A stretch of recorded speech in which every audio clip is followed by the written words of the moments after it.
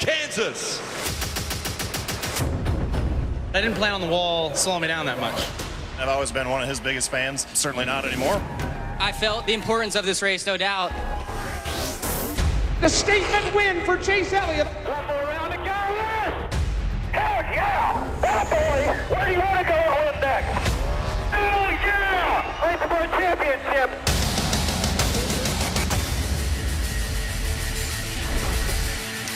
The Kansas Speedway debuted in 2001 and has delivered action ever since for the NASCAR Cup Series. This weekend, second race of the 2022 playoffs, and on tap this afternoon, qualifying following a 20-minute practice session. Weather today has been very interesting. It cooled down a lot from yesterday. These cars haven't seen the track yet, though, so they'll deal with it as it is.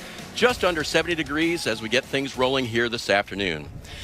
Hello, everyone. So glad you could join us here today with a couple of Kansas Speedway veterans, Dale Earnhardt Jr. and Jeff Burton. I'm Dave Burns. We'll talk about everything you're going to see this afternoon. Jeff, I want to start with what we saw last week, the beginning of the playoffs. Crazy Darlington leading into this week. Yeah, it really was. Darlington lived up to its name. The Southern 500's always been tough. Well, it was Sunday as well. A lot of drivers had problems, had a lot of impacts, had some forced errors, some unforced errors, but it's left a lot of them with some room to make up. And they're coming to a racetrack, Junior, that you've got to be willing to put it right on the wall at points in this race. And, of course, if you make a mistake, then you don't get a Darlington stripe, you get a Kansas stripe, but nonetheless you can do damage to your car. Yeah, this is a racetrack I think the drivers love to come to because you can move around. There's grooves all over the place. You're going to run right against the apron, all the way against the wall in the corners. So to have that versatility in the track to be able to move around in 5-speed is good. But over the last couple of times we've been here, we're seeing that top get more and more dominant. We're seeing more and more drivers understanding how to run that high groove. So that is going to make passing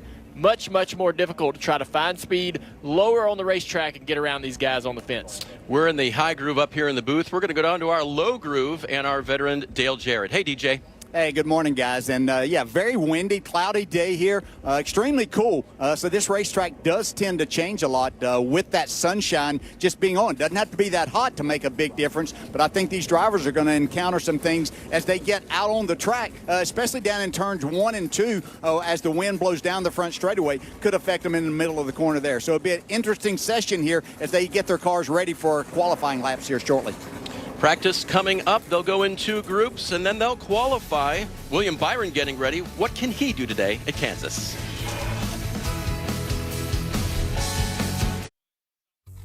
Unbelievable the number of playoff drivers that have had problems tonight. Take it to the truck. We didn't have it tonight. Everyone is already pushing hard, and I made a mistake. I thought we were going to have another DNF. This levels the playing field. That wasn't smoldering on the 4 car. That was a bonfire. The 18 is blowing up. Had a great car and don't come out with anything to show for it. That's what I really hate about it. Oh, you talk about dramatic. That was last week at the Darlington Raceway. The playoffs are underway. Some points-rich drivers came away in the middle of the pack, and some made up ground in that second car in line down there coming off pit lane. Eric Jones, the non-playoff driver, he came home with the victory trophy. Cars rolling onto the track now. They'll have 20 minutes to tune them up for qualifying. Jeff, you were just pointing at the 18 still on pit lane. Yeah, Kyle Busch, he did not roll right out on the racetrack. We had truck race last night, ARCA practice this morning, so I'm assuming that team is a little concerned about the rubber that's on the racetrack, so they're just going to wait this out for just a few laps. There's Eric Jones, last week's winner. He will follow this format, as will the other cars in Group A, and then they'll go to Group B, then single car qualifying for a lap. Top 5 from each group advance to the final round, get to run for the pole. What a weekend for Jones. It didn't come out of nowhere, Jeff, right? He'd won there before at Darlington. He knew what it took to get done, but for that team, what a breakthrough, what a time. Yeah, won there before, and Eric Jones and his team, they showed strength all year long. This is not a surprise that they were up front. Late in the race, Junior, Eric Jones put it on his shoulder and beat one of the very best at Darlington in Hamlin. Yeah, I mean, Hamlin is one of the best, but Jones has a great track record at that racetrack as well. So giving him that track position at the end, I think the team had the confidence that they could do it. They had pace in their car all weekend. Awesome to see that 43, Richard Petty, and all that history go to victory lane again. He will drop down to the apron and bring it to pit lane, where we will find Kim Kuhn. Hey, Kim. Hey, Dave, and to DJ's point, we are watching the weather, as are the teams. You can see I'm in my jacket here, significantly cooler than it's likely to be tomorrow. Overcast, as well as also paying attention to the wind, and that's unique to Kansas compared to other racetracks. In fact, so much so, teams told me the wind can blow one direction during the practice day, a completely different direction during the race, and it actually will upset the balance of the race car. So it's something they have to factor in as they prepare for tomorrow's race. And then, Burton, to your point, the ARCA cars on the track earlier, completely different type of rubber. Drivers being warned by their crew chiefs about that rubber. In fact, Cliff Daniels told Kyle Larson he expected to be very slimy, is how he described that ARCA rubber. So a couple things to watch here in the early goings of practice for these Cup cars. Christopher Bell on the track right now at the top of the board. One of the best guys to pay attention to at a track like this where you run the high line. I think the dirt guys seem to run that high line better than most. A lot of guys with dirt experience like Reddick, Larson, Christopher Bell know how to enter the corner, know how to feed the throttle to really maximize speed on corner exit. Dale Jr., how did you find your way to the high side? Because you were a high side runner, but you didn't have all that dirt racing background. Yeah, I mean, I was lucky, I guess, trying to move around. I was always open to move around and try to find different lines that were going to find speed. A lot of drivers do that. Some are really, stick-to-itive and, hey, man, this is a bottom line racetrack. I'm not moving. You really got to talk them out of that groove and up the racetrack or to a different line. You got to tell them about other drivers that are making speed. But I knew, once I started to learn this high line and how it would work at certain racetracks, I was always trying to get there first. And because when it's not really rubbered in, there'll be a little bit more speed. You're also the first one putting the rubber down on the racetrack up there, so it can do a little bit of a damage to that first or second set of tires. But with everything that's happened here this weekend, all the practices, the truck race, there's a lot of rubber in that groove up there. And it actually, hearing some of the drivers and some of the information we're getting, that might be the best place to run for tire life and taking care of your tires. You see the rubber on the racetrack right up against the wall. Some are thinking that the bottom groove may be the more abrasive groove on the racetrack. Now in 3 and 4, as you watch Kyle go through there, he's running a little bit lower. That, we saw Kurt Busch win the race here running a little bit lower than Kyle Larson earlier this year. So drivers have had to find speed off the wall. Really, everyone can go to the wall and pick up a couple tenths. So everybody goes there. It's fast, it's free, speed, right? So, but how do you move forward? You have to be able to get your car to handle in the groove that the 18 car is running now. About a lane and a half, 2 lanes low in 3 and 4. So you can be able to get up underneath guys and try to make passes. Otherwise, you'll never be able to pass anybody. Even a slower car is difficult to pass if they're running that high line, taking away your air and all the things. So this track has a little progressive banking, so that's why that also aids that high groove as well to make it a little quicker. He's Dale Earnhardt Jr. Jeff Burton sits next to me. I'm Dave Burns, bringing you practice preceding qualifying for the NASCAR Cup Series from Kansas Speedway. They'll go in 2 groups. This is Group A, and one driver who wants to overcome a big loss last week is Chase Elliott. His issues left him last on the lineup at the end of the night. You can see right there, Chase Elliott said he made a mistake getting into turn 1. Car came around on him, and unfortunately for the 14 car, Briscoe, he had nowhere to go. So these guys tried to fix it, but it just way too much damage. You see the lower control arm, upper control arms, all that was bent, broken. Just could not get it fixed in time. And those are the kind of things that we will see at racetracks where you get rewarded for pushing hard, right? If you can take a choice. You can kind of ride around, take it easy, or you can push and try to make lap time. And of course, the fear is that you push hard enough and you end up getting in a wreck or a crash, and that's exactly what happened. And now they've got a little bit, they had some points to lean on, but they are not afforded another mistake in the playoffs. It leaves them 9th out of the 12 who will advance to the next round, just 14 points above the cut line. Let's check in with his teammate. Kim's caught up with him. And that would be William Byron. William had a solid weekend last week at Darlington, but now we're talking Kansas. You have the benefit of being in the second group. What kind of things are you paying attention to, especially your teammates out there during this first round of practice? Yeah, just kind of looking at what the 5 and the 9 are doing so far, and looks like the 5 looks pretty good so far, so try to take a little bit of notes from them and apply it to our car. And line-wise, just looks like the top is preferred right now, which is kind of what we expected. But yeah, just trying to look at throttle time and kind of see how much brake or if any brake. And so yeah, I think we'll have a good idea when we go out. What kind of resources are you guys using coming into this weekend? Because the spring race, you guys unfortunately had some damage to the underbody, not a great notebook. So how did you prepare for this weekend, not having an advantageous spring race? Yeah, I mean, the setups have migrated a lot since the spring, so I don't know what we really take from the spring, other than just the way this car feels around this racetrack. But overall, the setup migration and things have changed so much since then, it's hard to take many notes. Let William Byron get back to paying attention to what his teammates Kyle Larson and Chase Elliott are doing out there during that first round of practice. It's a great opportunity to watch Larson try to work around the 12 of Blaney. Larson a little quicker, but he can't run in the tire tracks of the 12 to be able to have good arrows, so he has to run a little bit down the racetrack and try to find a way around Blaney. And he dives at the bottom, middle of 3 and 4 here, and you can see trying to close that gap a little bit here. Can he get to the quarter panel? This is what we'll see in the racing. Almost draws alongside. Let's listen to some 5 radio. You want him to keep running there? You want him to back up?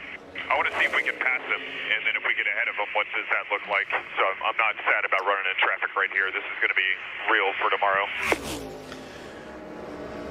So the balance of the car may be a little different behind the 12 versus in front of it, Jeff. Yeah, and that's what you see right now. The Penske of Ryan Blaney, they don't have the speed they want. Larson clearly quite a bit quicker, was able to get by him. Now, although with all the data and all the information you have, you kind of know where you're beaten. But as a driver, you want to see it. You want to see exactly where it is that I need to be better. And right now, Blaney's taking advantage of that. The only driver in the sorry, I was looking at the wrong times there. One of the drivers in the 32nd bracket, Christopher Bell, quickest so far, was on pole here in May. So the 20 still quick, but here's Larson going 3rd. And looking good. You can see Larson, he got out there and got free air, and now he just went a 31.12, and Blaney, he was quite a bit slower that lap. Chase Elliott working around Harrison Burton. Harrison getting some lessons here from a driver who runs quick at Kansas. But it's like you said, Dale Jr., you've got to be able to run in the line that they're not in. You can't drive right through them. Got to be able to make a pass at some point. So you see these drivers trying that 1 or 1.5 grooves off the wall. Yeah, I think Kurt Busch showed us exactly how to do that perfectly in this race earlier this year, where I didn't think anyone was going to be able to pass the leader of the race late on the inside. And Kurt worked and worked and worked and finally made that pass happen. And they make the pass now differently than they used to, Junior. Now you have to make the pass on corner entry. It used to be when we raced, you had to beat somebody off the corner, you beat them down the straightaway. Today, you got to kind of break even with them, beat them a little bit off the corner, but when you get underneath them, you got to drive into the corner and almost take their lane away and overdrive the entry. It's a different, completely different way to pass with this car. This car, you don't get loose underneath the guy like you used to, so you got to just almost take advantage of them on corner entry. Good look at Bubba Wallace sporting the 45 number. I guess you would say this is not the car that won with Kurt in May, because that's being driven by Ty Gibbs, the 23. They switched numbers last week. But Bubba is not looking too shabby right here. 2nd quick. Yeah, as we look at Bubba here, yeah, he had a great race here earlier this year. They had some problems in the pits that cost him a lot of time, put him at the back of the pack, worked his way all the way back inside the top 10. When I look at this race and thinking about who the real possibilities of an upset winner tomorrow, if you will, I think this is a driver that can get that job done. We saw last week that a non-playoff driver took advantage of a situation and won the race there. It could very easily happen here tomorrow afternoon too, especially with Bubba Wallace. Can't disagree, DJ. And here are some Toyota numbers back in May where they finished. You see that Kurt was the winner. Still recovering from his injuries, unfortunately, from a practice crash, so is not in the playoffs. Brother Kyle was third. Denny Hamlin was fourth.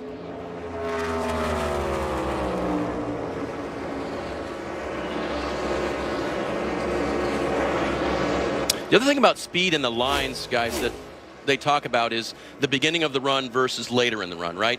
When the tires are fresh, they've just gone on the race car, Jeff, that's an opportunity to make some lap time on the lower groove, is it not? Oh, yeah, for sure. That's going to be the decision to make, is when do you move to the top of the racetrack? On high grip, new tires, cooler conditions, just the shortest way around the racetrack, right? But then as tires start to wear out, speed starts to bleed off a little bit, then you want to move around. Now, we have not seen a ton of loss on speed. It's not anything like we saw last weekend in Darlington, where you'd lose 2 seconds. We're not seeing anything like that here. There is some tire fall off, which is why they're moving to the top, but it's not excessive. So about less than a second from lap 1 to lap 13. Last week at Darlington, we were seeing approximately 2 seconds in that amount of time. Listen to the throttle, not very much off throttle for the 47 here, Stenhouse.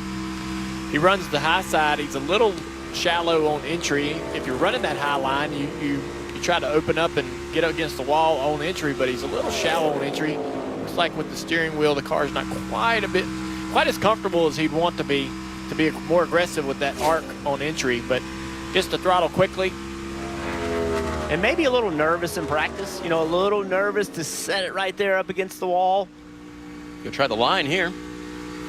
And you hear the difference in the RPMs running that bottom groove, the lower RPMs. That's why the top is faster, because you run more RPMs. And so basically you might not, you're not making time in the corner running that high line. It's when you get onto the next straightaway, you're running faster at the exit point of the corner, and you gain on the guys down the straightaway that ran the bottom because they bogged the car down, run a lower RPM in the middle of the corner.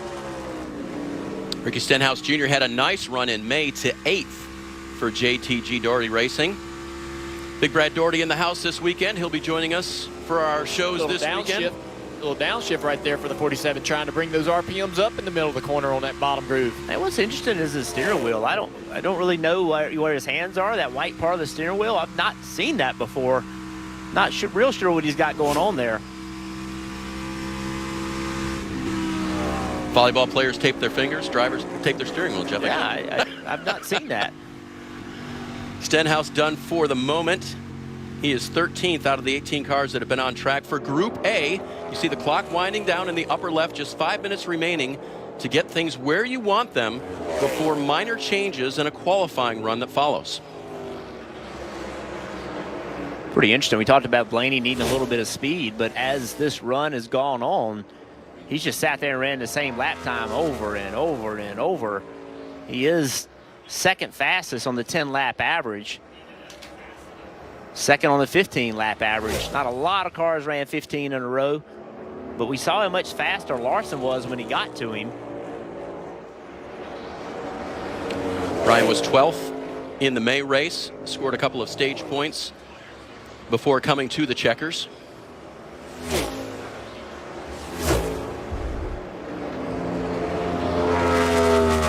And just a reminder of where he sits on the playoff leaderboard. He is 6th.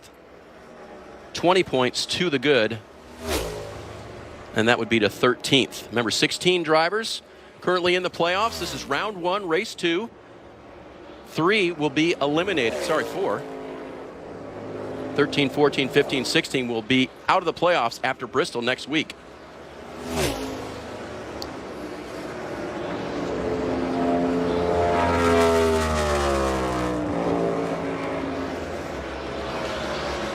Just nicely up against the cushion there, against the wall.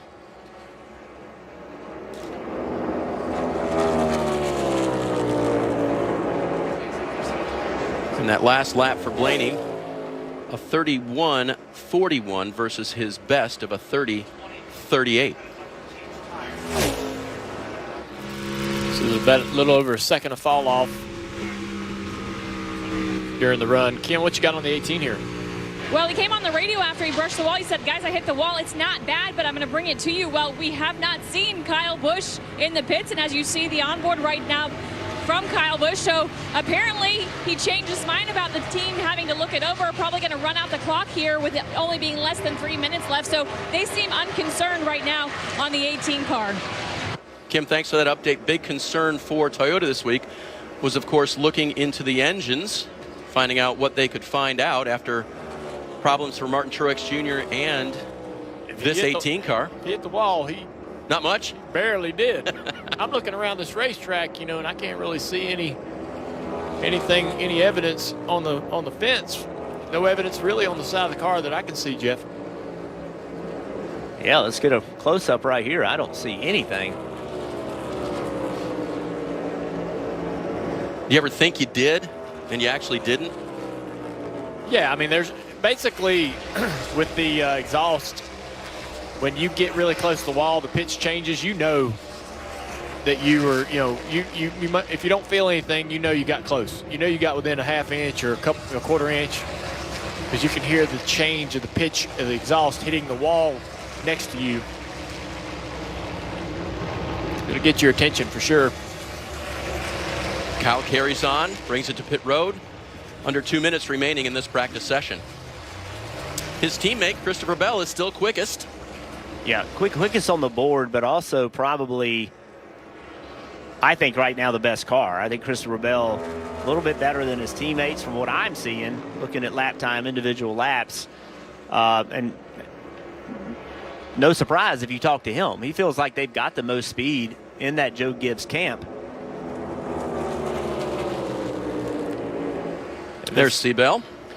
And he's got a car in front of him, the two of Cindric, so he's trying to figure out how to get around Cindric quite a bit quicker than Austin. See what he does down here in the corner, runs a little bit lower, dives down in the corner, tries to take that pass on entry, just like you said, Jeff. He's going to slide up the track a little bit on corner exit because of that hard entry. Waves to Cindric, thanks, man, for letting me get around there. Cindric's going to have a little practice time back. See if he can get back around the 20. That may be a tall task right now. Cindric, you can see 17th on the board in 1 lap. Well, you can see the center of the corner is where the speed is. It looks like they kind of break even on corner entry, but when they get right to the center of the corner, that 20 car is just able to roll more speed.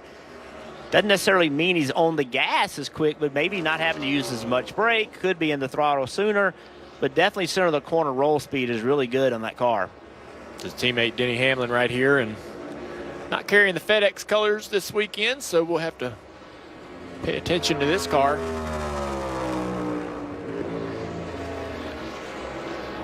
Acumatica on board this weekend for the 11 camp. Always a guy you expect to see in the top 5, top 3 late in the going here at Kansas. Man, somebody's really slow off turn 4 here. Yeah, it looked like the 47 car, I believe. Stenhouse has had some contact, and you see the damage. The car's got a little flat right rear tire.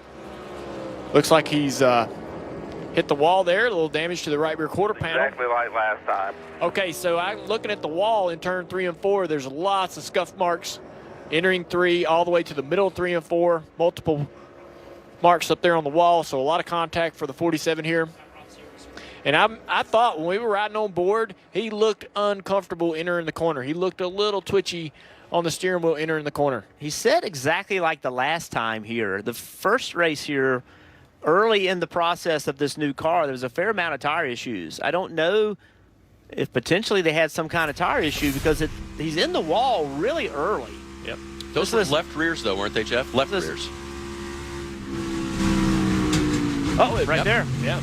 Hear the tire pop. But did that seem like the right rear?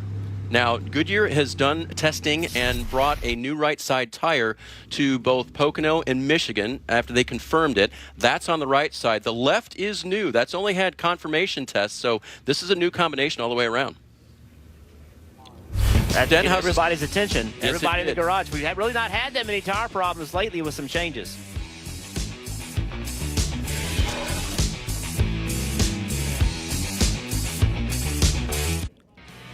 Back at Kansas Speedway, Group A has completed their 20-minute practice session. Group B is getting ready to head out on the track, and in just a little while, they will all attempt to qualify for pole position for the 400-miler tomorrow.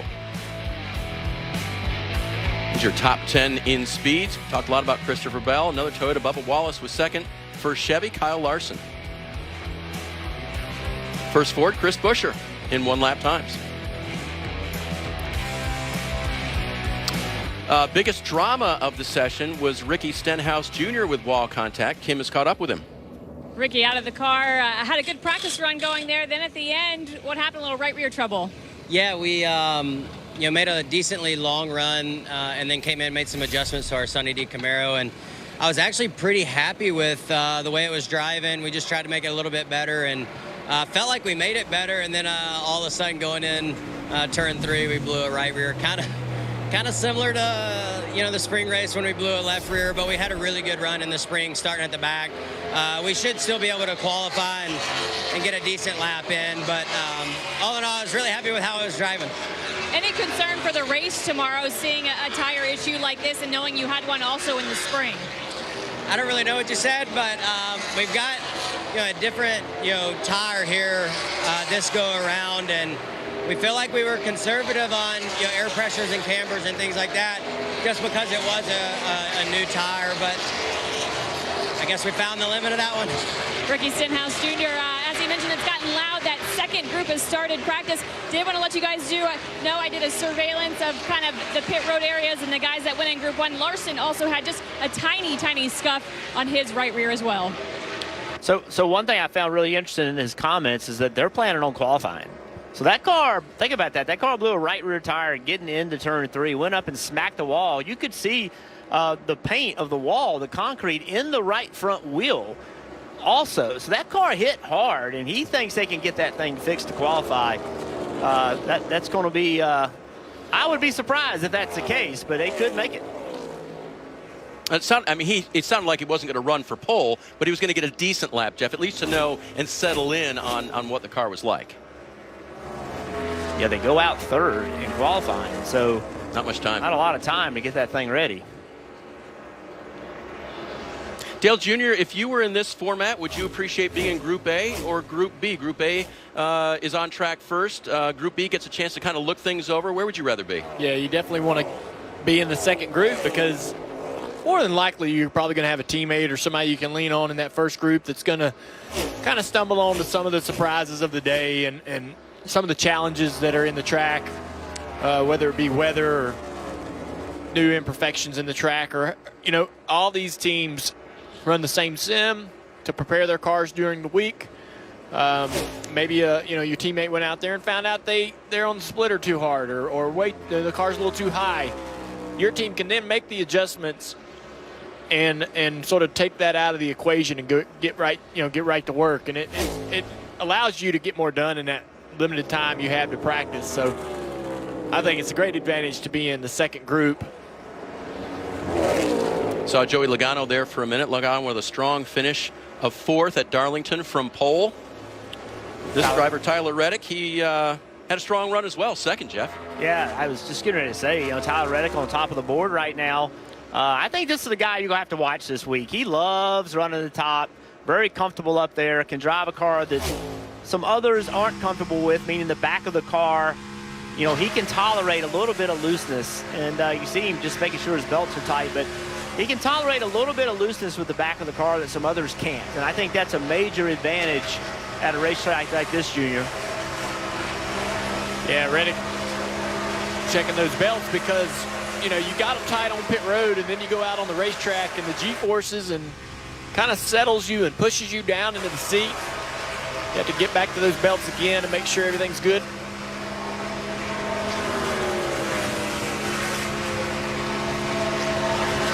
Really interesting to watch Reddick here. Watch how smooth he is. You talk about the speed that you're running, and he's not even challenging the wall yet. And I think this is a driver, when you talk about coming to a place where you have to run right up against the wall, just think back to his Xfinity championship that he won at Homestead. He was the one that was challenging the wall sooner than everybody else during those races and willing to take that risk and that opportunity. And I think he showed everybody just how good he is at doing that. So no surprise to see him up here. But I think there's room and probably speed that he has left once he decides it's time to challenge that upper roof. Yeah, I like how you said that, DJ, you know, challenge that wall. If you watch his throttle inputs, the green lights on the left side of the screen, he never comes all the way out of the gas. And there was more out of the gas that lap than any lap we've watched so far. He's coming around to take his 8th lap right here and still able to never be all the way out of the throttle in 3 and 4. Hey, Jeff and Junior, I was going to ask you guys, whenever you have a win situation like what we have here, where it is directly down one straightaway that is helping, and then obviously here it's down the front straightaway, and then in your face going down the back straightaway, did you drive the two differently because of that? Like, I never thought that the extra speed, what little bit it might help me down the front straightaway, I could still drive to my points there, but I thought the way that it was hurting me on the entry going down the back straightaway, that I could drive the car a little further in there because I had a little bit of help of slowing the car down. I don't know how you guys approach that. I never, I would just go out and drive the car without thought about the wind and try to find the limit of the grip and get into a repetitive sort of motion of where I'm going to lift for each corner, and it's going to be different depending on how the car balance is. But one of the things, DJ, that I always found difficult as a driver was to remember how the wind was affecting the handling. And so if you've got wind pushing you into a corner, you're going to be maybe a little tighter into the middle of that turn. So as your car comes around the corner and the wind now is in the left side door pushing you across the racetrack, you're not going to have as much front grip or balance in the car. And I could never really remember or keep that in mind. So when I'm talking to the crew chief, I'm like, it's really good into 1 and it turns so much better down there, but in 3 and 4, I'm just plowing. And they're like, I can do a lot of things, but I can't change the wind. Yeah. And it is windy, and that's something that you have to kind of keep in mind as a driver when you're trying to get the car better. Some things you just can't fix because of that wind, and the drivers that can remember that and be thinking about that as they're giving feedback in a very abbreviated practice are the really sharp drivers. I have to admit that I didn't really buy the wind thing. I had an engineer talking to me one day about the wind, and I'm like, man, come on. But he was right. And when I started paying attention to it, because I was like you, just drive to the grip of the car no matter what is happening. And I really started paying attention. I did learn how to manipulate that a little bit because when that air is blowing on the right side of the car, it's making more downforce. It's making more side force. It makes the car drive better. When it's blowing on the left side of the car, it's the opposite. It makes it worse. And if I knew I had that wind helping me, then I started trying to get more on corner entry like DJ was talking about, and then trying to feed the throttle more, asking more of the car than I thought I would have been asking of the car if I hadn't recognized the wind. I'm still dwelling on the statement, I can change a lot of things, but I can't change the wind. I'm trying to think if that's more Tony Uri Jr. or Steve Letarte. Probably Steve. I think Steve told me that. Love it. Sounds like a good country music song. It does too, yeah. I'll tell you what wasn't good country music last week was how the day wound down for Kevin Harvick, and that was, you'll remember it, this is how his day ended. A surprise flame out of the 4, and he parks it in turns 1 and 2. Yeah, we were all puzzled as to why this car, what caused this fire, right? How this happened. And to learn, that a lot of things have, been changed. NASCAR's made some rule adjustments to be able to try to keep all of the debris at a track as abrasive as Darlington. A lot of rubber and debris gets built up on the race car. We've seen the headers, contain rubber and debris and catch fire in the past. This is not a new thing. But with this car, it was collecting in bunches, and when it does create a fire, it's a big issue. It ends the race for you. And so NASCAR's made some changes to the cars this week, hoping to improve that situation in a positive way, Kim. That's right. Down here with Chris Buescher, or as you like to call him, Christopher Buescher. He was 4th fastest in his round, now 6th overall on the board. Big takeaway, the guys in the booth have been talking about this wind. Describe what it's doing to the race car out there. Yeah, 3 and 4 is a little treacherous. A lot cooler today than we expected, but got some inconsistencies in our balance down there that trying to ignore and just dial in for 1 and 2 here. Our fast on Mustang has good speed, like we did the first Kansas, without the blown tire in practice. So that's a great start. Proud of these guys really rebounding after Darlington. We're in a good spot so far. Got a lot of racing left to do, so we're going to dial in for qualifying here. I like our fire-off speed. Going to work a little bit for that long-run speed and take the win for what it's worth and some of the temperature as we look ahead to tomorrow. This is a track where there's multiple grooves, especially with the cooler weather. Have you decided how you're going to attack the racetrack for qualifying? We're looking through some of that. I have a pretty good idea what we did and what was good for our speed, but I think there is some different options. And looking back to the last race, I think we can tune on it some. We go out really early, so we don't have a chance to watch many, and maybe we can get that guess right and hit the right line and put down a good lap. Good luck. Thank you. You heard a little guesswork because they go so early when we go qualifying here at Kansas. One of the things I loved, he said, there's some things happening in 3 and 4 we're going to try to ignore. And that says it best about how the wind can affect the car and a driver being smart enough to understand what the issues are that they can improve because of that wind. And trying to ignore them is tough because you always want to fix the car. You always want to make the car better. Ty Gibbs trying to make this car better for himself. I don't know how much better he needs it. 5th fast in 1 lap times. All the Toyotas are really fast here in the spring, and I think the Toyotas have just progressively gotten better with speed. So I expect to see a lot of them in the front of the pack tomorrow. Check in on the Chevrolet camp with Ross Chastain. Yeah, so right now, this is the best race car driver on the racetrack. His speed is just a lot better than everybody else. He's got a lot of long run speed, had good short run speed. He's caught Austin Dillon, and since he's caught him, his speed has bled off some. So now, just like we saw in the first practice, now his mission is, okay, I got to get by Reddick. I got to find a way to get by a car that's we know we're going to have to race against. We know we're going to have to race this car. I'm a little bit quicker, but how do I find a way around him? Chastain, relative lack of experience with most of the drivers in the playoffs here in the Cup Series. 7 starts here at this track. So you see what he's having to do. He's having to make some compromises with his car. So he wants to be a little bit higher, but he can't be because he's in the wake of that 8 car. So he's having to offset himself a little bit. See how he's lower in the middle of the corner? That's just trying to get clean air to that race car. Kim, what do you have on those guys? And Jeff, you mentioned him being in the wake of the Reddick machine, and that is by design. They told Ross they wanted him to get in dirty air to see what the car would do, to see what the handling would do, and maneuverability. So drivers always complain about dirty air, but they want a good read on what this car is going to do tomorrow if he finds himself behind other vehicles. Let's check in on the team communications with Ross Chastain. It doesn't do anything crazy behind him. It just loses 4-wheel grip. So there you go. To Kim's point, data collected. So that's a really interesting comment that he made, because what we hear a lot, Junior, is we hear when I get to somebody, I get really tight. And what you just heard him say right there was that the whole car loses grip. Right? I'm not really tight. I'm not really loose. It doesn't do anything horrible. It just loses overall grip. And that makes sense to me because you've lost overall downforce. And a lot of times drivers all feel that in the front because it doesn't rotate as well as they want it to, but it just takes the whole car out of the racetrack and doesn't let you attack the corner the way you want to. William Byron will be making his 10th start here at Kansas in the Cup Series. Hard to believe it's been that long for this young man. That is crazy. I remember him coming here for the first time.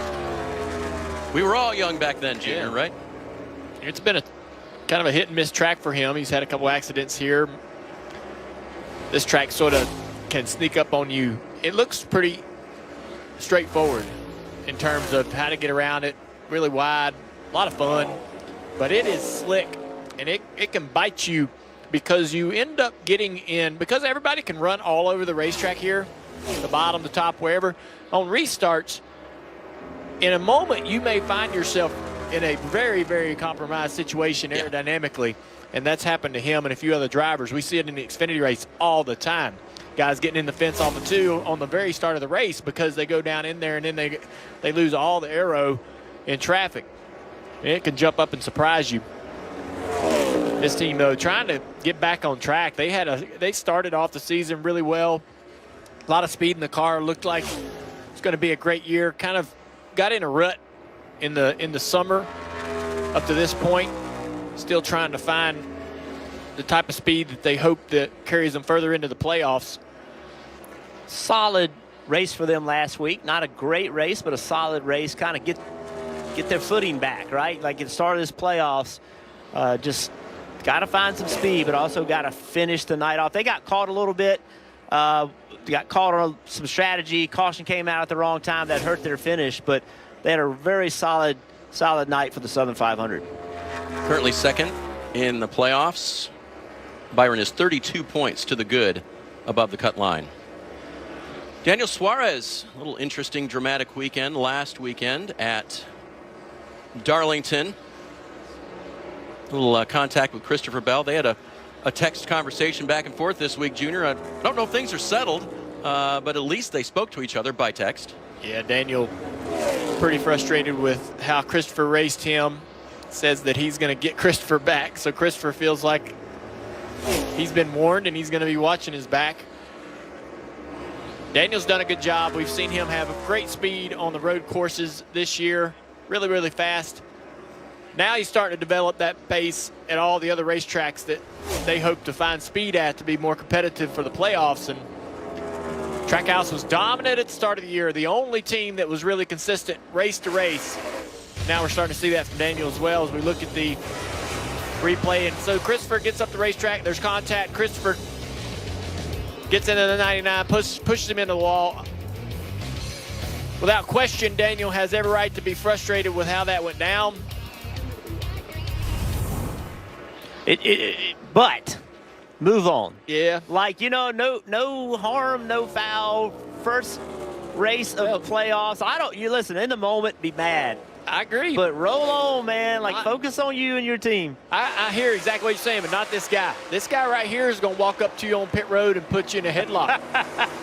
He is not going to put up with it, and he's not going to let it go and just say, hey, man, don't race me like that anymore. He's going to make a point some way, somehow, so that Bell never puts him in that situation again, DJ.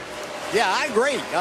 He probably has a good point. I just wonder, I was going to ask you guys, so in my day, there wasn't a lot of texting if I got mad at a driver. And I think if I was in today's world, I'm not sure that the driver could understand how pissed or how mad I would be about something through a text. I'm not sure there's enough emojis or anything else that I can get across there. So my point would be, you were talking about face-to-face on pit road. That's how I think I would have handled that a little bit more, just to make sure that he understands the situation and something is going to transpire from this, and I wasn't happy about how that all turned out.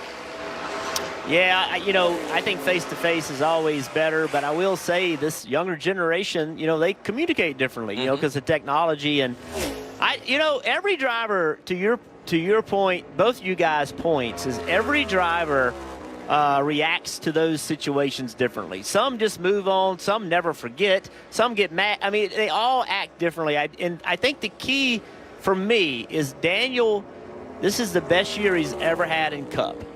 Don't let something sidetrack that, right? Now, listen, if you got wrecked and took you out of the race, another story. But that didn't happen.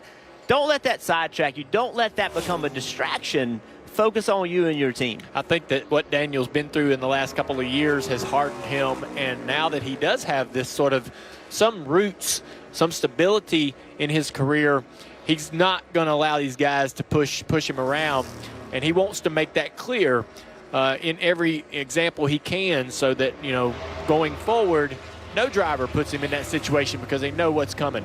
And to be fair, if you don't take a stand, they will push you around. If you let them know that you can be pushed around, they're going to push you around. That's just, they see the weakness and they're going to take advantage of it. Alex Bowman standing his ground in practice with just 30 seconds remaining. The 48 car third in single lap time, showing up as well on 10 lap averages in third. So that's good news.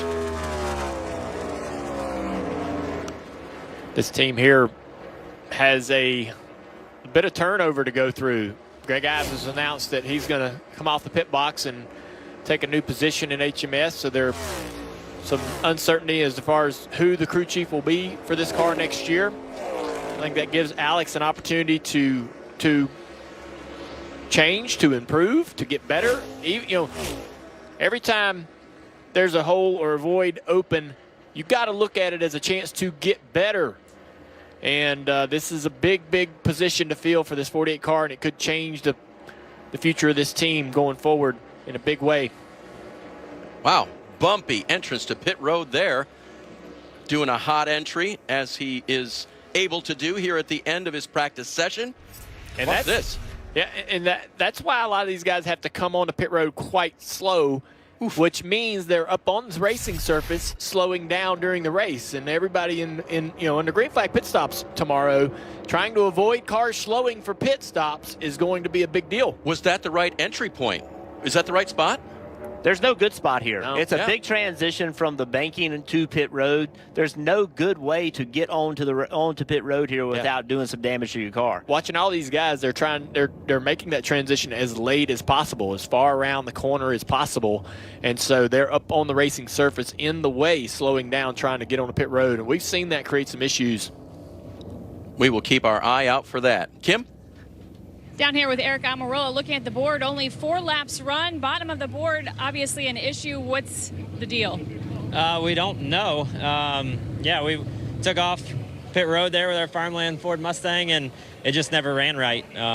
Don't know if we have a valve train issue or an ECU. The data looks really weird on the ECU sensors, so going to go back to the garage and pull the covers off of it, look at it, dissect some of the data, and see if we can figure out what's wrong with it. But oh well, we'll have to start from the rear.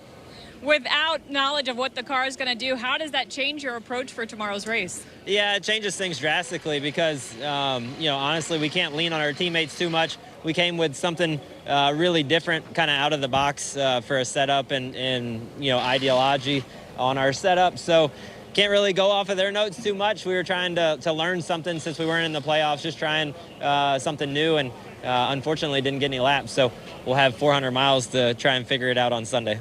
Guys, sounds like we're going to have to follow up with Eric Amarola after they figure out exactly what the problem is on that Ford. Y'all give me a hard time for the way I talk. Ideology. We'll look it up and break. All right, Dave, go to break with that. These were the top 10 cars back for qualifying first round from Kansas.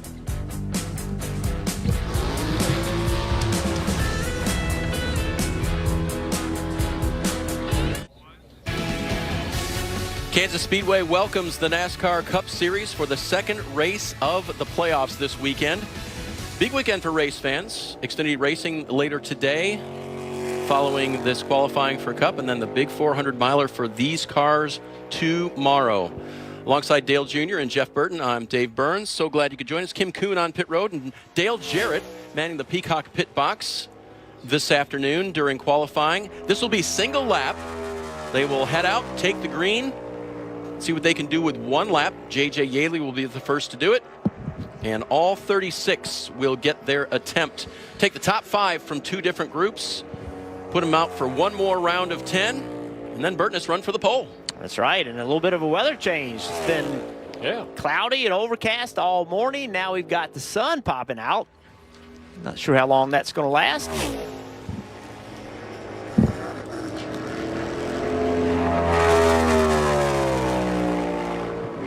JJ into turn 3 and 4. He's a couple of car widths off the wall there. It's always a bit of a discussion point as to whether drivers are going to utilize the higher of the line choices through 3 and 4.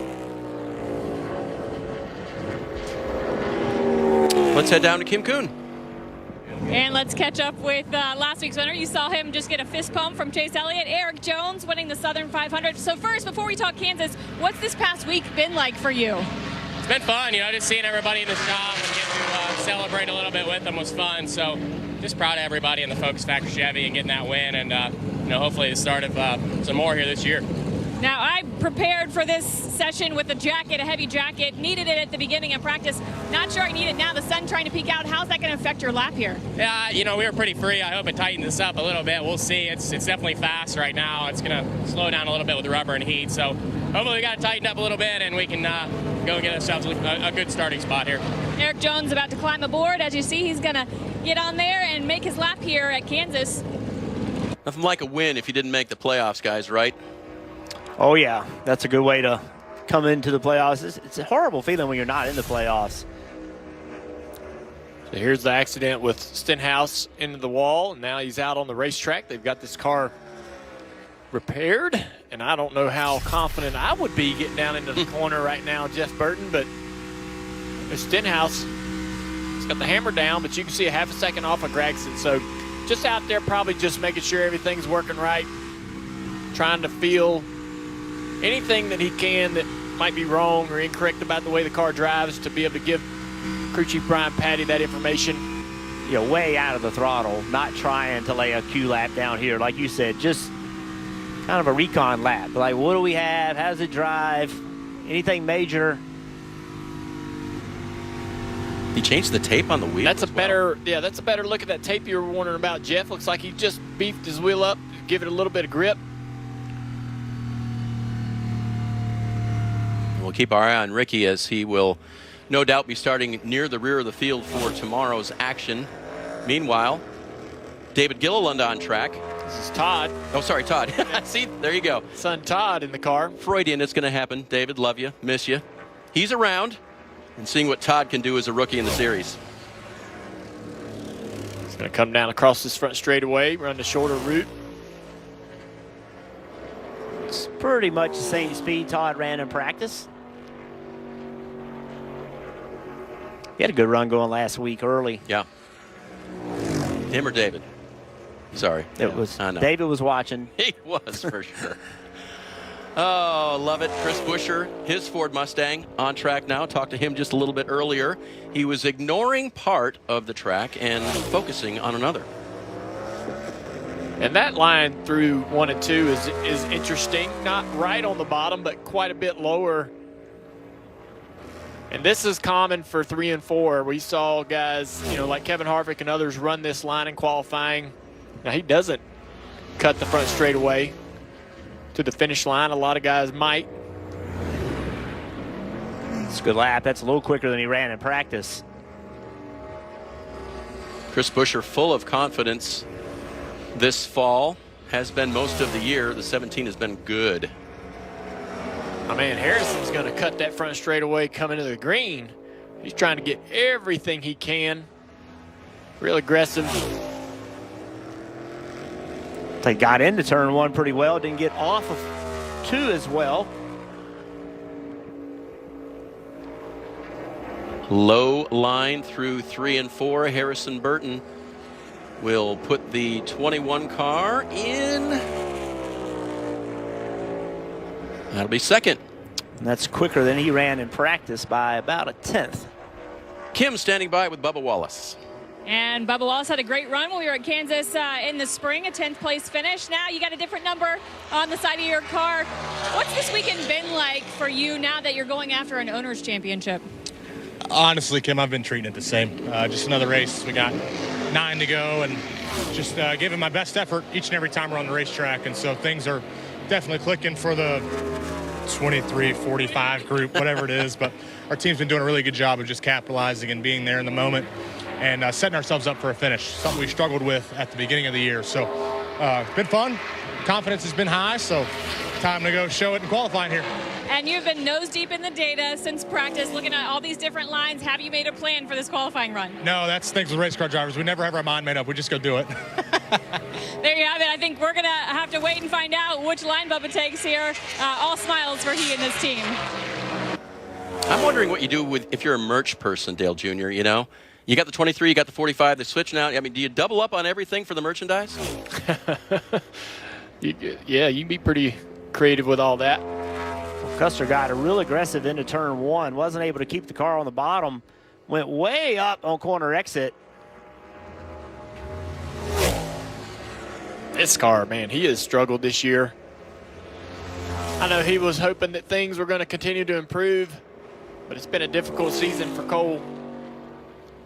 SHR's kind of had a little bit of a challenge finding the pace in all their cars this year. Fifth for the moment for Cole Custer. You see the cut line there. That's the bubble for Group A to advance to the final round. NASCAR will take 5 from each Group A and B, and they will be able to run for the pole. And Brad's starting to see some more speed from him as this year has progressed. Gave up a little bit of distance in turn 1 and 2, just running a higher line, and it didn't get him, it didn't gain the speed back down the back straightaway. Way up the racetrack here in 3 and 4. A lot of guys will be paying attention to how that affects his lap time. I don't know that it helped, Junior. The clock, I mean, it went the right direction as he got to the line, so maybe it did. What he gave up through the corner, he didn't gain back on the straightaway, so not enough of an advantage there. Qualifying for Group A continues from Kansas.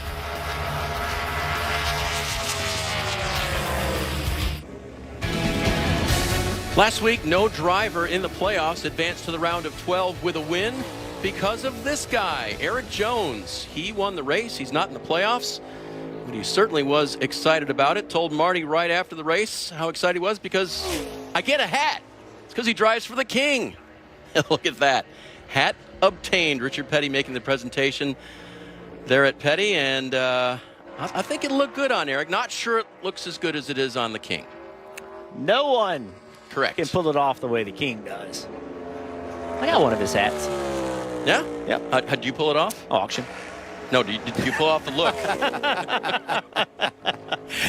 How about a Hall of Fame comment on the hat? DJ, down on pit road on the Peacock Pit Box, did you ever get a Richard Petty hat? I do have one. The King sent me one after I won the championship. And so, still have it to this day.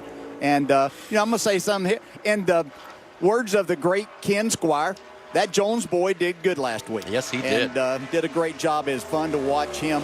So, guys, I've got a question about this.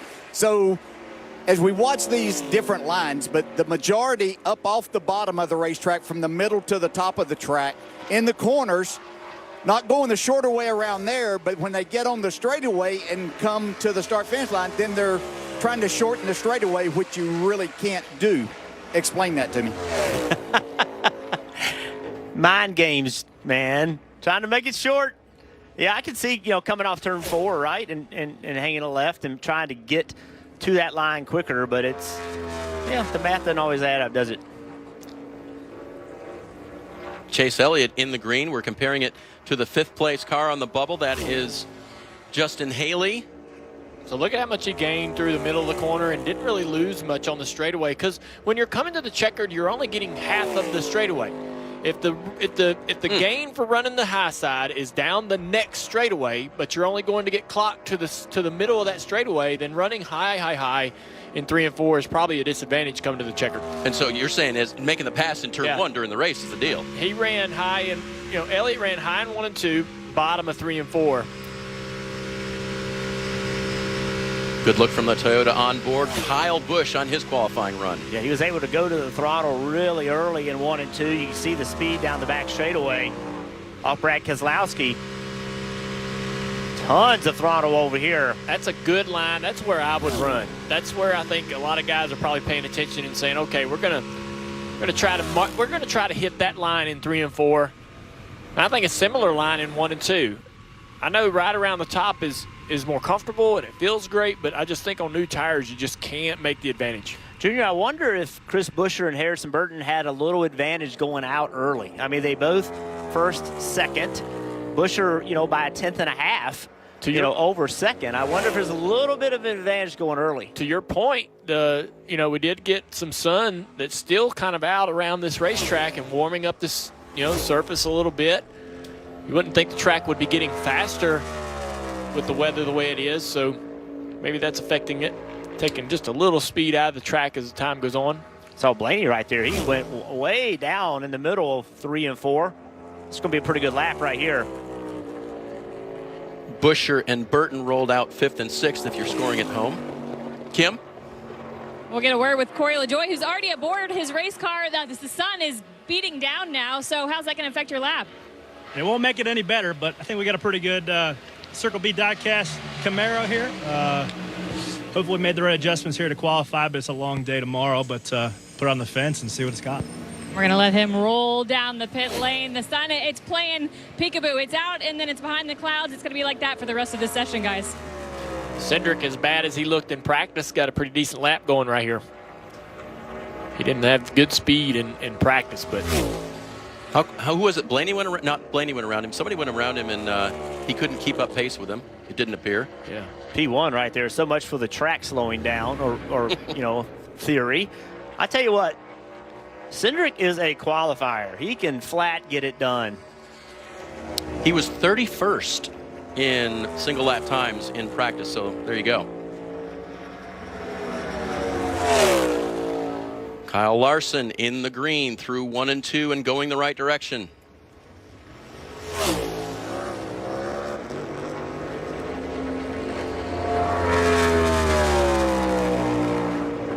Should he stay in the green, he will bump Kyle Busch out of the top 5.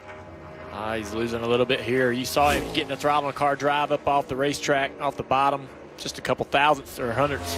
He lost there, but puts him P2. That'll be enough for one Kyle to move the other Kyle.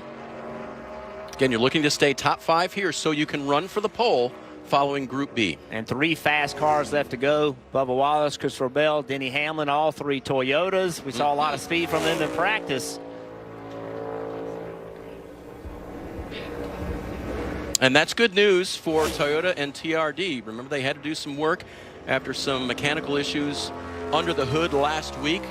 The idea being to make the engines as durable as you can, but get as much speed out of them as you can, and Bubba's in the green. Yeah, Bubba did go all the way to the bottom. Worked well for him. He's got a good lap right here. This will move Ryan Blaney to the bubble. P2. That knocked Harrison Burton out. Liking the looks of that, and he can't get moved out of the top 5 with 2 to go. Yeah, with 2 to go, Blaney's going to have to dodge some bullets right here. 2 fast cars coming. Hoping the sun comes out and comes out strong. Christopher Bell has other ideas. Our opinion was that this car might have been the best car on the racetrack in practice. Runs really high through the corner. Yeah, he put it right on the boards entering turn 1 like you will. Look at this. It's a line you're going to see later in the race, and he's doing it right here in qualifying. Interesting. I'm surprised to see him run that high. I wonder, you know, what would the lap time have been had he ran the bottom? To the top, Christopher Bell. Good job. That's going to drag a lot of people to the top, I think. I think if you just watch that lap that he made, and by the way, in practice, everyone ran the top. Yeah. So it's not a major adjustment for the drivers, but at that pace, I think that's going to drag some guys up there. I think he'd have ran into 29 if he'd run the middle. Oh, here we go. 3-time winner at Kansas, Denny Hamlin, on track now, and he's not started out where he wants, and the clock is not going the right direction. Not at all. But I don't think he can make it all back up down here. Continues to lose time. See if he'd have run the top. Man, maybe he'd have run a flat. Yeah. I'm up here with the experts. But so that is, I mean, listen, that is our life. Yeah. I mean, seriously, like you're sitting there and you're watching and you know what Christopher Bell just did, but you have no idea what's in his car, what setup he's got, what air pressure he's got. You don't know that. You just know he went fast on the top. So it makes you think, is that where I should go? There's the guy who was quickest. That's Bell. Kansas Speedway, partly sunny, partly cloudy. Did it contribute to any of this? Probably not for Christopher Bell. Very fast in practice. He is quickest in the A group. He'll have a chance to run for pole, as will the others in the top 5 here. Big question marks, Dale Jr., on Denny Hamlin. He was 11th quick there and ran last. Yeah, I'm shocked to see it. But, you know, when you look at practice speeds, 22nd in practice. So maybe they just got some work to do, but they have fast teammates. So I expect them to make the changes to make that car competitive. Rick Ware Racing's Cody Ware on track now in the 51. He had some big impacts last week. That wreck off turn 2, that was a big wreck. He had 2 similar hits off of 2 that looked identical that ended up putting him out of the race. Another guy that was running good in practice, Alex Bowman. Kemp's caught up with him down there. Yeah, when we come to Kansas, the talk is always the wind. Well, there's wind everywhere because we race outside. For somebody that doesn't understand, what makes it unique here at Kansas in the way it affects the cars? Yeah, I just feel like the weather is always changing here, and we've seen it just in qualifying. The tracks changed a lot when the sun came out for a little bit. Now we're back to pretty overcast. So, you know, whether the wind is affecting, like if you have a headwind at one end and a tailwind on the other end, your race car is going to do 2 completely different things. So, thankfully, our Ally 48's Chevy's been pretty good so far. We'll just have to wait and see how it does in qualifying. Really hard to pick what lane you're going to run. The 20 was really fast right up against the fence.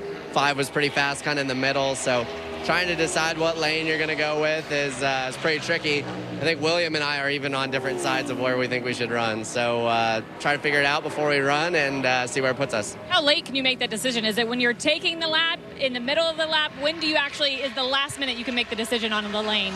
When you turn it off the fence into turn 1, that's when your decision gets made in a hurry. So I don't know. We've been pretty free since we unloaded, and I don't know. Hopefully I make the right choice. We'll see. We'll see. Alex Bowman was 3rd fastest in his practice session. We'll see if he's got the speed here to make it to the next round of qualifying. That was a great question by Kim, because it's one thing to say I can change my mind at the last minute, but it's a whole other thing to actually do that. When you sit in that car and you fire that thing up, you have a plan, and you need to go execute on it. If you change that, if your team, as you're going toward turn 1, says, hey, somebody, that is a whole nother way you drive the race car. So I think you just got to have a plan, Junior, and stick to it. I don't think you could be changing your mind coming to get the green flag. Yeah, that's definitely true. I mean, during practice and during qualifying, the first group goes, right? We see a lot of guys run really well in the middle of the racetrack, and then the 20 goes out late and runs the wall, and everybody, all the crew chiefs are going, all right, well, this is now some new information.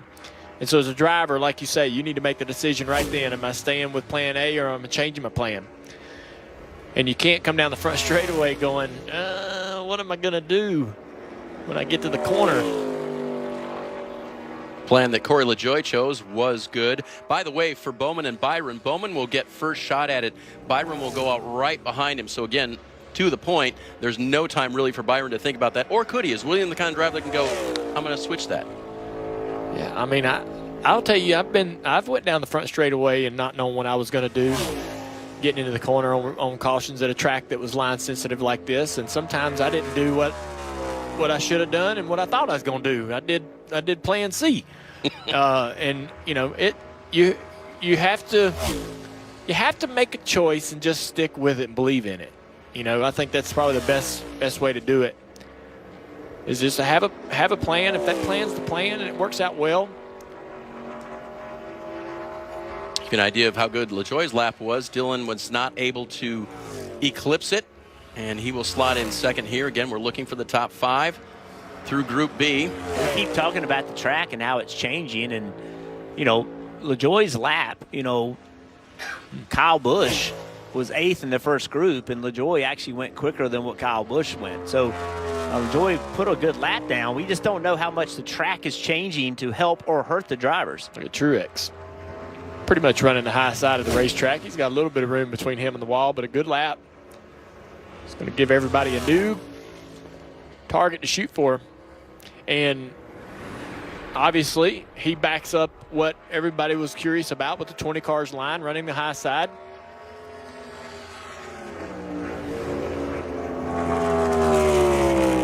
See what Ty Gibbs does here. Still trying to figure out who's in these cars, the 23 and the 45. You're doing better than me, though. Ty Gibbs, yes, now running the 23. It's still his team, basically a number swap. And they did that so that the veteran driver, Bubba Wallace, could campaign the 45 to what they hope is an owner's championship. I love that move. I think it's great for Bubba Wallace. I think it gives him some experience of racing in the playoffs, having to step your game up. Oh, and he told Kim, no, I'm treating the same way, So, Kim, I don't know these drivers sometimes. We think one way, they think another. and you never know what's behind a driver's mind. Kyle Larson will move on to the next round, 4th fastest in his qualifying. I was walking around your car, though. You got just a teeny tiny little scuff on the right rear. Did you get a little greedy in practice? What happened? Yeah, I just got the wall a little bit off of 4, not bad at all. So, yeah, everything checked out fine, and I felt fine in practice, or sorry, qualifying. I felt really good in practice as well, but even qualifying, everything felt fine after I got into the wall. So, HitterCars.com Chevy's been good. I just got to figure out like what line to carry the most speed and factoring in distance and all that. So, yeah, we'll see. Probably switch some things up here for the next round and see if I can go a little bit better. Kyle Larson telling us what every driver is telling us. I feel like it's just a broken record. We got to find what line is the fastest. Indeed, Kim. New colors for Michael McDowell this week. Keep an eye on him. He's on the bubble as we head to break. Qualifying continues from Kansas Speedway on a playoff weekend for the NASCAR Cup Series. 1 down, 2 to go in round 1. Kansas smack dab in the middle. Kevin Harvick needs something good to happen after last week. We'll see how he does on his single lap qualifying run. Let's ride along with him. Listen to what he does to the throttle in 1 and 2 compared to 3 and 4.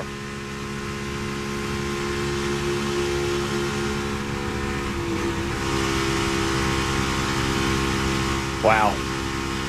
That takes some commitment.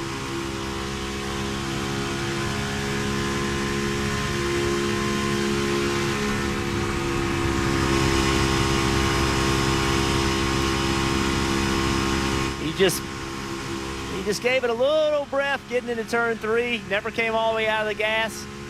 Went right back to it. That will move Michael McDowell out of 5th and continue the additions to the top 5 here. Clouds are back out. Sun has hidden for the moment. Chase Briscoe on track. Kim? Well, Austin Cindric was 33 on the board during practice, and now we're looking at the pylon second in Group 1. What was the difference for you guys, and maybe was your focus a little different from practice to qualifying? Oh, I'd say pretty big change with the weather as well as the tire this weekend going into practice, and we had to make a lot of changes. So obviously we were able to make the right changes on our Snap-on 4 Mustang, have some speed. It's a high commitment qualifying session. I love that about this place with this car, and not too many places you're almost wide open against the fence. What's the line there between getting greedy along the fence but also trying to make a fast lap? I think you just define driving a race car. Simple as that, guys. Austin Cindric, P2 in his group of qualifying. And we listened to Harvick breathe the throttle a little bit, and you know, as a driver, when you're going down in the corner, you're pushing yourself to do as little of that as possible. But too much can get yourself in big trouble. Austin Dillon looking high in 3 and 4 and finding some speed there. Clock going in the right direction. Yeah, we keep talking about the racetrack, and you know, this racetrack is not losing speed. If anything, it's gaining speed. Austin Dillon went to the top of the board. Well, the sun's went away. Now back to full cloud cover. Track temp dropping. Grip going up. That lap was nearly 6/10 better than his practice time, so nice bit of speed finding there for Austin Dillon. If the 20 wasn't the best car, this car here was, at least in Jeff's opinion, the best car. Great 10 and 15 lap average for Ross Chastain in practice. Look at this lap. Great looking lap. This is going to be big. That will take him to the top of the board. Wow, an 87. So the cut line in Group 1, talking about track, cut line in Group 1 was a 30-26. Currently, it's a 30-17 with still 5-6 more cars to go. So you're saying that cloud cover has helped, Jeff? A little bit quicker here in Group B. Oh, you got to lay a lap down right here to make the top 5. Daniel Suarez. Oh, he's right on the line. Not sure if he's going to be able to move Harvick. little bit of smoke out of the back of that car in the middle of one. Looks like it might have bottomed out just a little bit. Try to get the back of the car as low as they can get it. In order to make grip, make downforce. You want to speed that air up underneath the car, let it start underneath that front splitter, then get to that rear diffuser and just make downforce. So different than it used to be, right? You used to have the front of the car sucked down to the track. Now you need to get that downforce for the rear diffuser, right? So you can use all that grip. Yeah, you can see it. Look at the back of the car squatted. This is the opposite of what you would have wanted to do in the past. This is the lap right here also. Really good lap.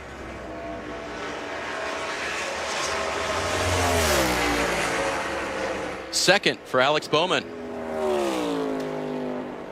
Guys, I think this is the Christopher Bell effect more than it is weather-related. Sitting down here, yeah, we got more cloud cover than we did have. Temperature doesn't seem to have changed that much. I just think that a lot of these guys, once they saw Bell run that lap up high, that they've committed that that's what they were going to do and making it work.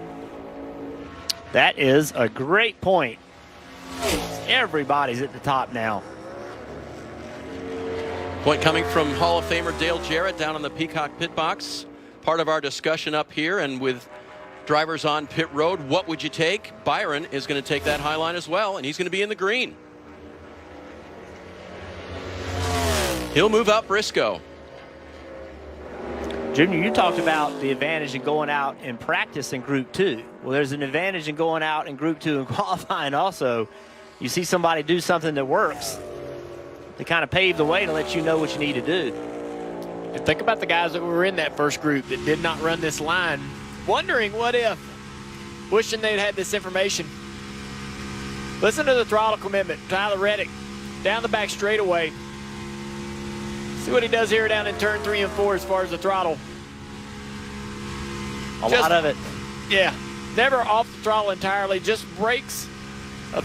Bring the pedal back just a bit to get the car to rotate. And no question what line Tyler Reddick would choose. He goes to the top of the board. So this cut line, Austin Dillon ran a 05 in 5th. Busher in 5th ran a 26. So 0.2 of a second between Group 1 and Group 2. That is a lot.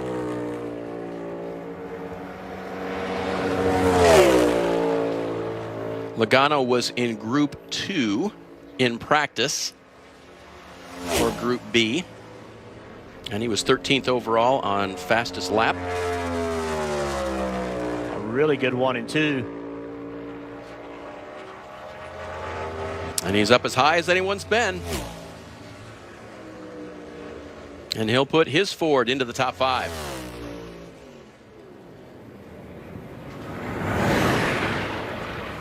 That puts Byron 5th.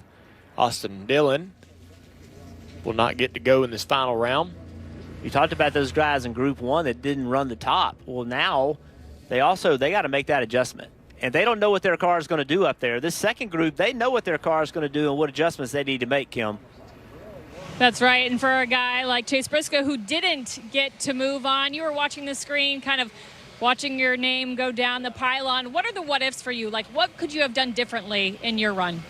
I really don't know. That's the problem. I felt like I was for sure going to be safe when I ran that lap. And, I mean, our group was definitely, all of them guys picked up a ton of speed. I don't really know.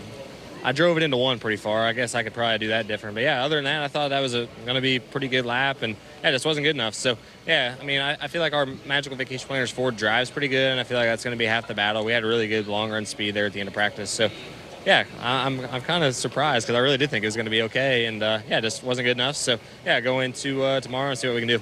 Looking at tomorrow, you're below that cut line, minus 10 points. How does that affect the approach to the race and what you're going to need out of the car? Yeah, we just can't. We've used our mulligan now at Darlington, so we just have to go in and not make any mistakes. And, yeah, I feel like our car is a lot better placed than it was last week. So I feel like we're going to have something that can go up there and compete, hopefully. Just there's going to be a lot of chaos, I think, on the restarts. And we're running so close to the wall for 400 miles. Eventually, guys are going to start making mistakes, and we just got to be the guy that doesn't do that. It's shaping up to be a great race tomorrow, guys. Sounds like it, Kim. That's Chase Briscoe.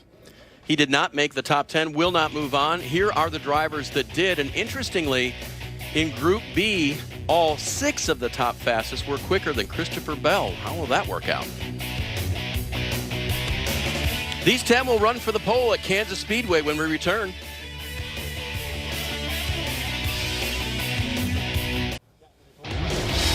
Speeds are up at Kansas Speedway, and the practice and qualifying session has been impressive so far, especially in the last group that went out. They were very, very quick, and now they, along with 5 from Group A, will get to qualify for the pole here at Kansas Speedway.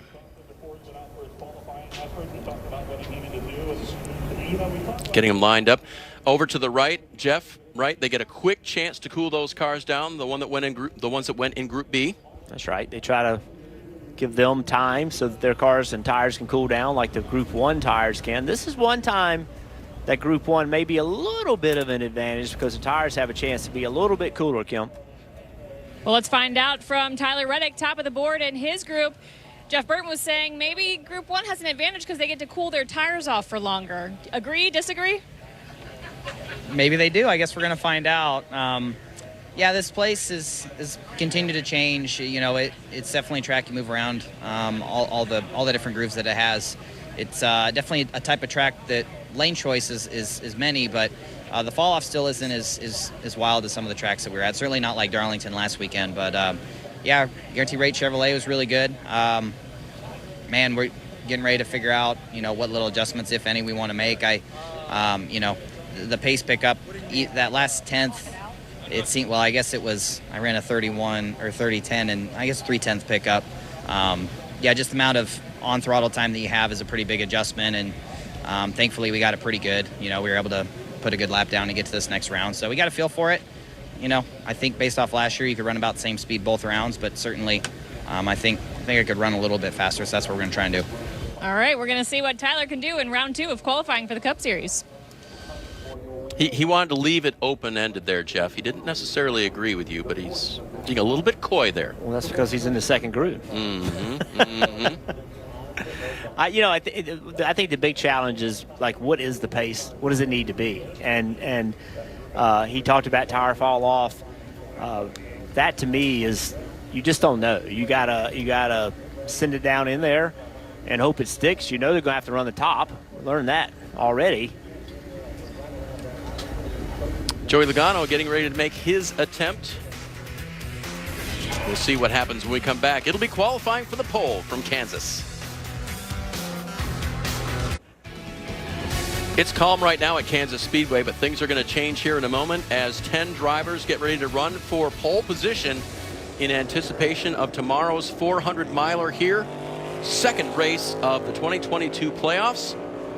Dale Jarrett down in the Peacock pit box. DJ, what are you looking for out of this round of 10? Well, just going to make sure that all the drivers are going to run around the top. That's what we saw with all the speed catch up here. I can't imagine somebody wouldn't do that, maybe go to the middle and see what they do. But that might be where they're comfortable. So it'd be interesting to watch that. And Tyler Reddick, I was kind of interested in his comment there. Did he think that maybe a little heat in this tire might not be a bad thing when he goes back out there?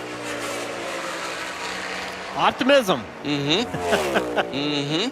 Yeah, I mean, look at here. It did not run the wall. Not on the fence. Dale Jarrett bringing up a couple of good points here. So if he's the only one that doesn't run the fence, it needs to be really fast. It will set the standard. And again, just like the first round, they get one lap.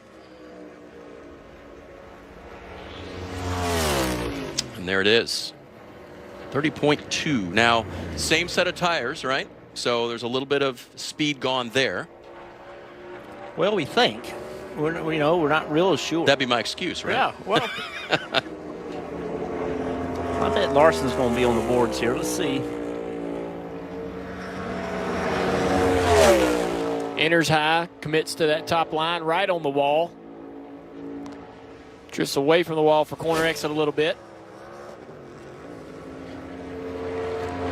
You see the advantage. It didn't help his speed entering turn 1 or in the middle. It helped the speed on the back straightaway. Same thing here. No speed advantage on corner entry, but center off is where it starts to take advantage. Rough slam down to the apron there and crossing the stripe. Ooh, he will be just barely better than Chris Buescher. And that's faster than he ran in the first session.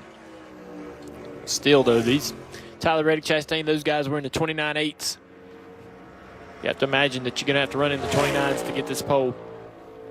Going from 10th to quickest in the first round of qualifying. So this would be Bubba Wallace, third from the bottom there. See if he can piece together a good lap for the 45 group. He ran a 17 in the first session, so entering turn 3, he was definitely ahead of that pace. Losing some now, though. Yeah, he backed up the entry, but didn't bring the gain back on corner exit. Kind of wondering what happened there in the middle of 3 and 4 or throughout that corner to give up a 10th.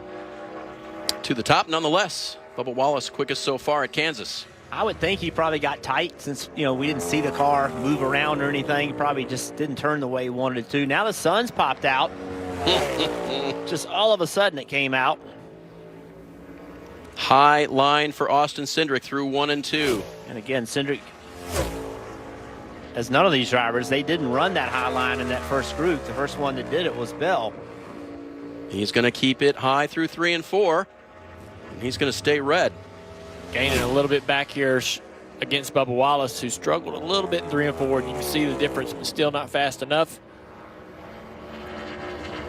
Qualifying's been a big part of this team's success this year. When the race gets going, they don't have a ton of speed, but they have track position, and they do a good job of keeping it. All these guys running pretty much the same as they did in round 1. This will be the interesting one. Christopher Bell, quickest in the A group in round 1, but then he was bested by every of the top 6 drivers in the B group.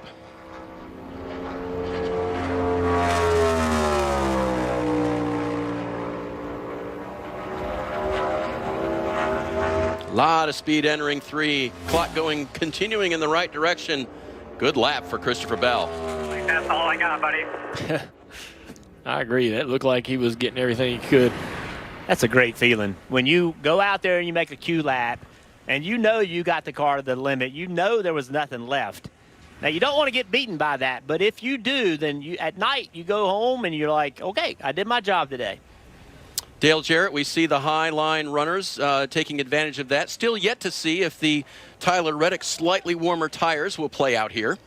Yeah, I'm not sure exactly what you're going to have to do to beat Christopher Bell other than to run almost wide open around here. We saw Bell just barely be out of the gas down in 1 and 2. But Reddick, we saw when he ran that fast lap just a few minutes ago in that first round, he barely cracked the throttle at all. I mean, he never did come out of the gas completely. So is he willing to do whatever it's going to take? And that's going to be put it up there and stand the throttle all the way around. That's the only way that you're going to go run faster than what Christopher Bell just did. And DJ, we've talked about how this weather, the coming of the sun in and out of the clouds, more of a mind game or more of a physics reality. What did you experience as a driver?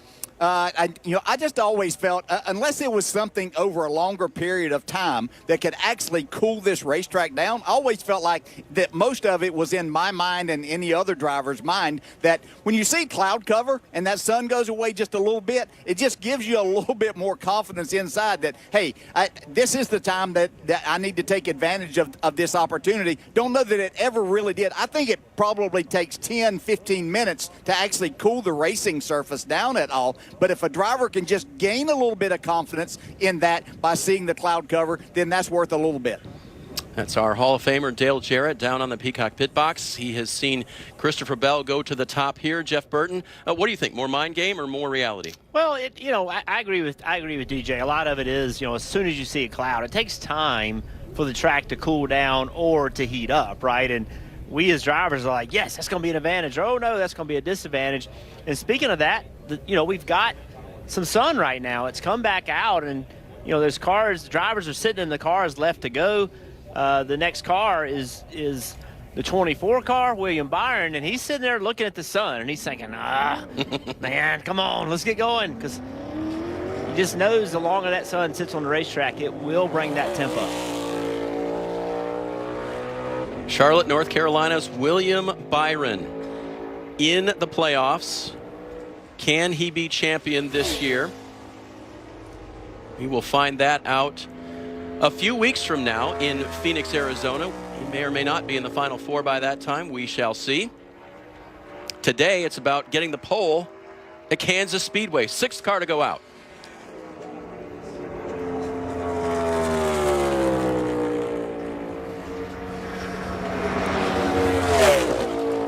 Came to the line really well.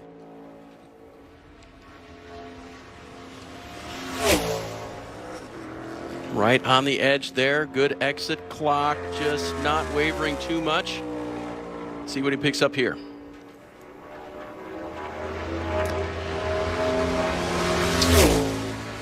Seems like 3 and 4 has been a challenge for these guys. Some are hitting it, some are missing it. Byron Wallace didn't get through there probably as well as they'd liked.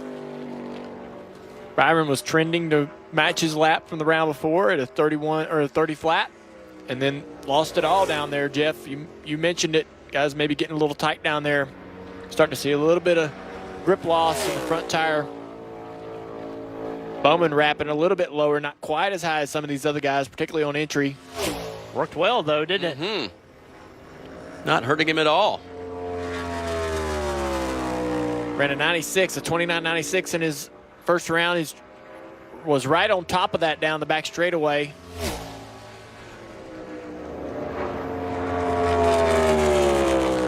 Alex Bowman to the top with 3 drivers remaining. Nice work, man. P1. 10-4. Good job, guys. We'll see where that puts us. So it seems like if you do everything right, you can run about what you ran the first round. If you try to get more, it's gonna cost you down here in 3 and 4. Joey Logano, a lonely Ford in the top 5 of Group B. We'll see what he has to offer, and through turns 1 and 2, it's not the right way. He ran a 91, and as you see, trying to gain back a little bit compared to Bowman's 96. Got a bunch of it back. Will that continue? Clock going in the right direction. Joey Logano, has he chosen the right line? Does he have the speed? He'll come to the line here at Kansas, and it will be first for Logano. 2 drivers left. Nice job. 29.93. P1 right now. It's a really good 3 and 4. He sailed it down into turn 3. He was able to go all the way back to the throttle. Joey Logano on the pole last week at Darlington. Can he make it 2 straight? Ross Chastain trying to have something to say about that.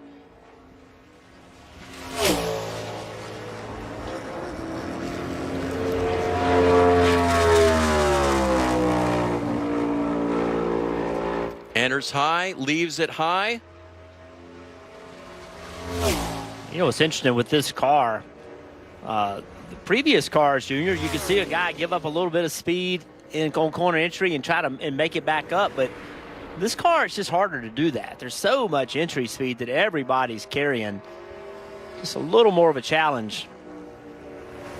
Final contender for the pole at Kansas, it will be Tyler Reddick.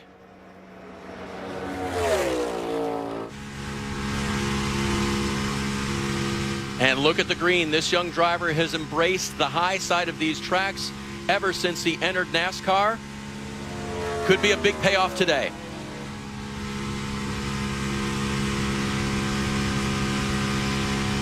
He's got it. Good margin for Tyler Reddick. To the line now, and you're going to see the 8 car on the top of the board. Tyler Reddick, pole position at Kansas. What a lap. Let's go, guys. What a day. Way to get it started. How about that? And he says what a day, but just practice and qualifying. Dale Jr., when you put it all together like that, you do everything right, that's big confidence. Yeah, and I think for this team at a track like this, they know they're good at the road courses, but to be a contender in the playoffs, you have to be great everywhere, and they're starting to see that pace there. They're starting to see real playoff contending pace at all of these racetracks. You start believing when you can put a complete day together like this. You start really believing, hey, man, we could actually do this. Why not us? Hey, guys, I watched this team last Sunday night at Darlington. Their pit was right below our pit box, and they were not good for a good portion of that race. They kept working and working on that car and finally came out of there with an outstanding night, and that's what champions and championships are made from, are taking nights and days that aren't your best and making something of it, and then that momentum carries over to a pole here at Kansas now. Such a good point, Dale Jarrett. Randall Burnett, the crew chief, all the men and women who put this car together back at Richard Childress Racing, those that worked on it throughout the race last week. Andy Petrie there, director of competition for RCR, congratulating the driver. Let's catch up with Kim. And Joey Logano, P2. Second, though, front row starting spot in the playoffs. As you watched Tyler's lap, could you have done anything differently during yours? I haven't seen his lap, but in mine, I thought we had a pretty good lap. Our car was a little tighter than it was the first run, and maybe just it was so good the first run. I hated to adjust on it too much, and I probably steered Paul a little bit in the wrong direction there, and didn't really adjust enough. So so proud of the Shell Pennzoil team. We picked up a lot from practice and laying down a couple of quick laps there. A couple front row starts in a row. That first pit stall is pretty big here, though. I wish we had that, but we'll still get a good one with where we're at. Joey Logano, 3-time Kansas winner in the Cup Series. And Kim, you mentioned it, front row in the playoffs. That's good. Joey Logano will be there. We'll be back to talk to the man who did it, Tyler Reddick, when we come back.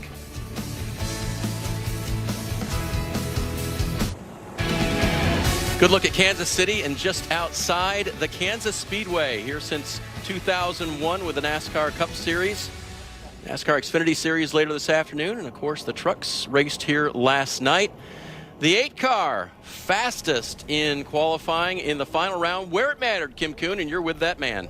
That's right, and the last time we saw him on the pole this year was at Indy Road Course, which he won. So, car fast in qualifying here at Kansas. What do you have for tomorrow's race? Oh, man. I think we're in pretty good shape. In practice, it took off fast. I was really happy with the car, and as much as you want to adjust on it sometimes, I felt like it was best to just run it out and get a feel for our car as long as we could, and certainly got a pretty good feel for it. It definitely likes the top 2 or 3 grooves of this racetrack, but just really happy of this entire performance today by everybody on our Guaranteed Rate Chevrolet. Everyone on this 8 team works really, really hard, and we had a good weekend at Darlington, and we're off to a good start again this weekend too. You were joking. We were standing here before we went on air, and your pit crew is going to pit for the Xfinity race, and you said you guys have a really long walk because you'll get that first pit stall. How big of an advantage is that, especially here? Man, anytime you can get it, it's great, and certainly, anything we can do to stack the odds in our favor, I'll absolutely take it. So to get it done is really cool. I'm pretty sure it's my first oval pole, so I'm really excited about that. And it's crazy. I think my first Xfinity pole came here too. So I hope I get another pedal car because my son Bo will really be excited about that. Congratulations. Thank you. Tyler Reddick, lots of good mojo here for the driver of the number 8 car at Kansas. Kim, I would say so, and our smart guys confirmed that is his first oval pole. Let's take a look at the starting grid here. There's the oval pole winner, Tyler Reddick on row 1 with Joey Logano. See a lot of guys in the playoffs. Bubba Wallace, the only one in the top 4 rows that's not in the playoffs. But we're seeing a lot of guys that we didn't really anticipate having speed, or guys that weren't real fast in practice qualify toward the front. The guys that we expect to do well, struggling back here. Chase Elliott, Kyle Busch, all kind of back mid-pack. And Denny Hamlin. Very curious on that, Junior. Yeah, it is. It makes you wonder, really what kind of speed these guys might have for the race tomorrow. 36 cars in the race tomorrow, Dale Jarrett. And you saw how big the smile got on Tyler Reddick's face when Kim asked him about pit stall 1? Yeah, no doubt that that gives the driver a good feeling. Know that you have the preferred spot with that, but the level of commitment from all of those drivers, those 10 drivers, to go back out the second time and try to top what they did the first time, and Tyler Reddick being the best at it, really impressive. And I think it's a sign that he's going to be somebody they're going to have to deal with tomorrow if they plan on winning this race. Appreciate your contributions down there today, GJ. Jeff Burton, what do you think? Good-looking 8-car on the front there as we get ready for the rest of the afternoon here. Yeah, this is the kind of racetrack he thrives on. It's going to be right against the wall all day long, so a really good start for that team. Yeah, and I think if you're a Cup driver and your car doesn't work anywhere but on the wall, you're in big trouble. Because to be able to make passes, you're going to have to pass guys low. You're going to have to get underneath them. Your car can't do that. You're in for a long day. Coming up next, the Dale Jr. Download with guest Ty Gibbs. Make sure you can always get more NASCAR coverage on NBCSports.com. Thanks for joining us today.